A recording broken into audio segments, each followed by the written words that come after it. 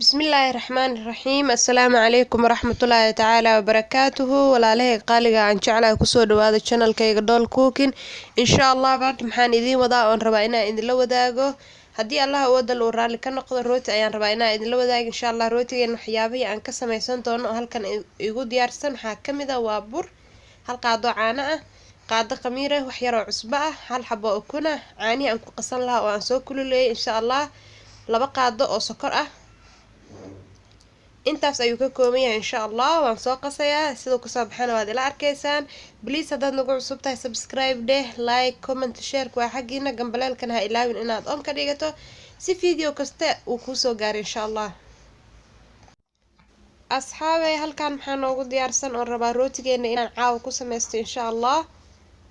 waa hilib shiidan iyo karoot aan soo hoolay iyo basal iyo cusbo ah kabsar iyo toon aan isku soo habeeyay insha Allah aan soo qalajiyay intaas ayaa halkan noogu diyaarsan sidoo kale halkan waxaa ku haystaa xabad ukun oo rabo rootiga inaan kor ka mariyo marka ugu dambeyso cheese mozzarella iyo rootigeeni oo noo soo qamiiri insha Allah waad ila arki doontaan dhowr xabba ayaan idin la wadaagay insha Allah xabadii ugu horeysay waa tan insha Allah waan soo fidiyay qudaarta ayaan dhexda uga soo shubay cheese mozzarella ayaan sidoo kale korka ka saaray waan duubay insha Allah sidaas ayaan ka dhigay xabada labaad iyadana insha Allah waad ila arki doontaan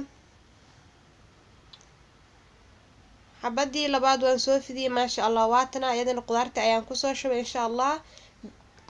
sidoo kale waa dhinacyada ayaan saa uga soo jeexjeexay waan duubay insha Allah iyadana sidaas wareega ayaan ka dhigay kulli markaan soo diyaarsanay insha Allah ayaan isku soo noqon doonaa oo dabka uu ka soo baxay insha Allah